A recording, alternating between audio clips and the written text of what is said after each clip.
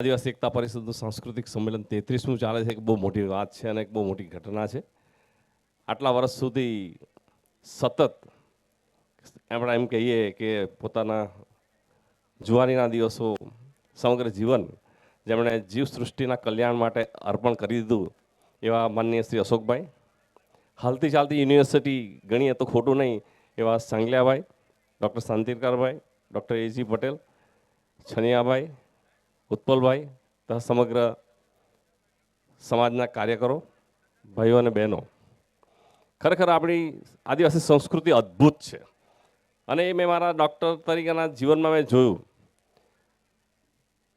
એક પેશન્ટ 15 વર્ષથી એને પેટમાં દુખે, 15 વર્ષથી, અને ડૉક્ટરો એટલા બધા જોયા કે જેનો કોઈ પાર નહીં મળે. ભગત પણ એટલા જ જોયા. એક્સરે કર્યો, સોનોગ્રાફી કરી, તોય નહીં મળે, સીટી સ્કેન કર્યું, MRI કર્યું, પેટમાં કંઈ પકડાય નહીં. અને ખાલી 10 દિવસની અંદર એ પેશન્ટ સારું થઈ ગયું. આપણી પોતાની જીવનશૈલી, આદિવાસી જીવનશૈલીની વાત કરું છું. સંગલાભાઈ બહુ સાચી વાત કરી કે રાબડી અને કંદમૂળ અને કાચી વસ્તુ ખાઈને ખાલી 10 દિવસ એના પર રહેવા કીધું અને પેટનો દુખાવાનો ગાયબ થઈ ગયો. તો આપણી આ જીવનશૈલી એટલી અદ્ભુત છે.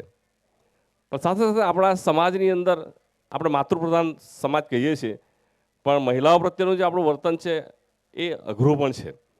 વચ્ચે એક બાઈ દવાખાને દવા લેવા માટે આવ્યા અને તપાસ કરીને જોયું તો એમના બડ્ડા ઉપર લાકડીના સોળ પડેલા હતા. લાકડીના સોળ બહુ મારેલી, એને બેભાન થાય ત્યાં સુધી મારેલી ઘરે.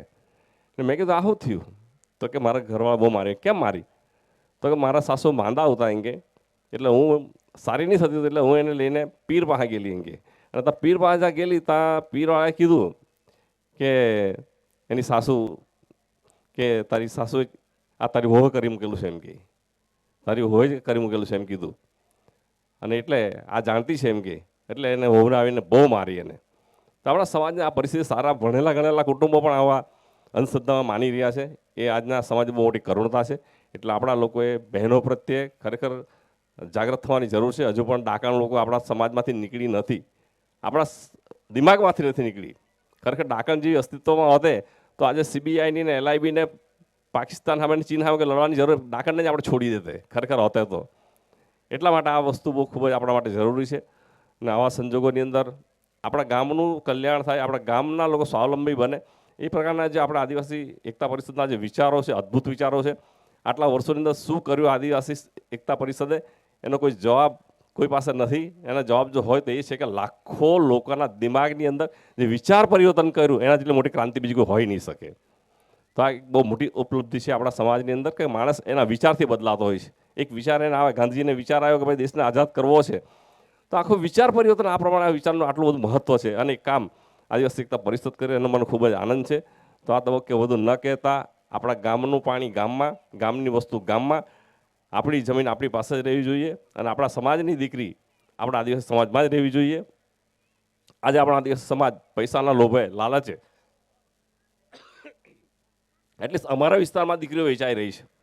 હું ચીખલી તાલુકા નવસારી જિલ્લાની અંદર રહું છું, પણ અમારા વિસ્તારની અંદર આપણા સમાજની દીકરીઓ મોટા પ્રમાણમાં વેચાઈ રહી છે એમ કે તો ખોટું નથી.